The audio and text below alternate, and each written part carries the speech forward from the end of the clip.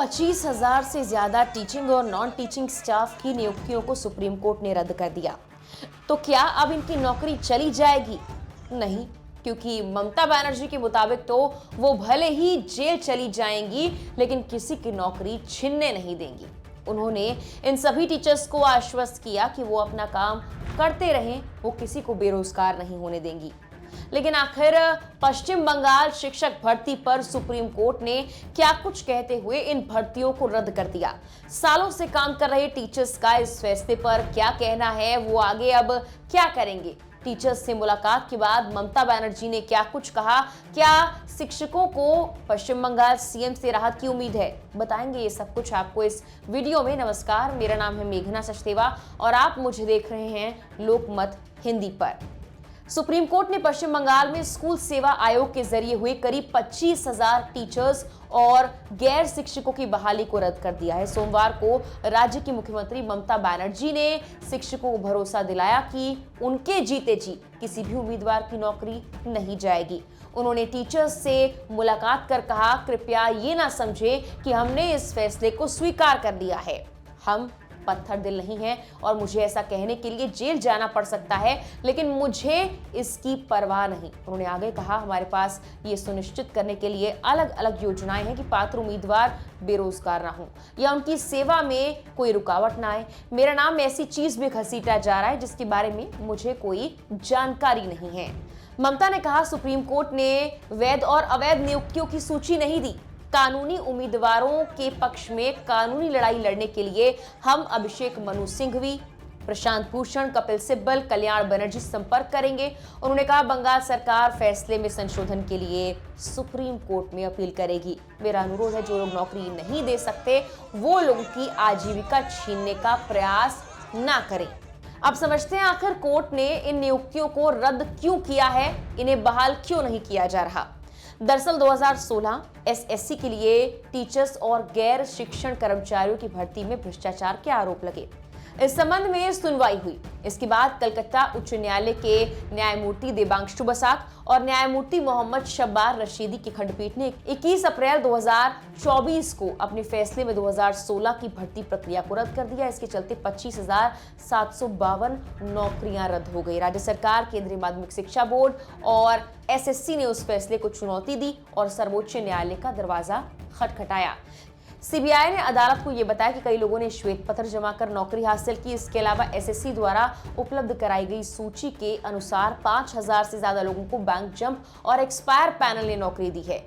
इस मामले की सुनवाई सुप्रीम कोर्ट में 10 फरवरी को पूरी हो गई थी।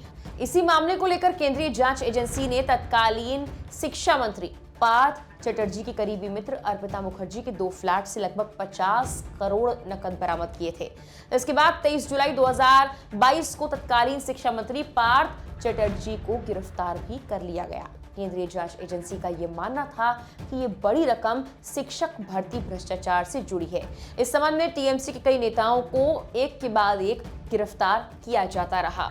अब इस मामले में सुप्रीम कोर्ट ने पश्चिम बंगाल में स्कूल सेवा आयोग के जरिए हुए करीब 25,000 शिक्षकों और गैर शिक्षकों की बहाली को रद्द कर दिया है। फैसले में कहा गया कि योग्य और अयोग्य के बीच अंतर करना संभव नहीं। जिन लोगों को 2016 में नौकरी मिली थी वो नई भर्ती प्रक्रिया के लिए आवेदन कर सकते हैं। जो लोग अन्य सरकारी नौकरियां छोड़कर 2016 एसएससी के माध्यम से स्कूल की नौकरियों में शामिल हुए थे वो अपनी पुरानी नौकरियों में वापस आ पाएंगे। जिन लोगों को अयोग्य घोषित किया गया है वो अब परीक्षा में नहीं बैठ पाएंगे। उन्हें 12% की दर से ब्याज सहित अपनी सैलरी लौटाने के लिए कहा गया है। अब भी इस बात को लेकर कुछ साफ नहीं किया गया कि चयन प्रक्रिया किस प्रकार संचालित की जाएगी और कौन परीक्षा में बैठ पाएगा। इसको लेकर पुख्ता तौर पर कोई जानकारी अभी सामने नहीं आई है। हालांकि सुप्रीम कोर्ट ने इस मामले में 3 महीने के अंदर नई भर्ती शुरू करने के आदेश दिए हैं। ममता बनर्जी ने कोर्ट के इस फैसले पर कहा कि वो अदालत का पूरा सम्मान करती है, लेकिन मानवीय आधार पर इस फैसले को स्वीकार नहीं करती। उन्होंने भाजपा और सीपीआई-एम पर आरोप लगाते हुए कहा था कि इन दोनों पार्टियों ने पश्चिम बंगाल की शिक्षा व्यवस्था को कमजोर करने के लिए ऐसा करवाया है। विपक्षी दलों पर आरोप लगाते हुए ममता ने कहा कि खेल 2022 में शुरू हुआ। जिनके पास नौकरी देने की ताकत नहीं उन्होंने नौकरियां छीन ली।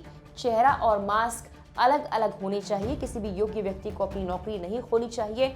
वो कहते हैं कि वो आपको 2026 में नौकरी देंगे। ममता ने आरोप लगाया कि नौकरी छीनने का काम भाजपा के लोगों ने ही किया है। वहीं जब ममता बनर्जी ने टीचर्स से मुलाकात की तो शहीद मीनार से जुलूस की शक्ल में स्टेडियम पहुंचे उम्मीदवारों के हाथ में एक पास था, जिस पर लिखा था, हम लोग योग्य हैं। पास किसने जारी किया, ये साफ नहीं हो पाया है। उम्मीदवारों का दावा था कि ये पास उन्हें राज्य सचिवालय से मिला है। हालांकि सरकार की ओर से इनकी पुष्टि नहीं हुई। मौके पर मौजूद पुलिस अधिकारियों ने इसी पास को दिखाकर उम्मीदवारों को अंदर जाने की परमिशन दी थी।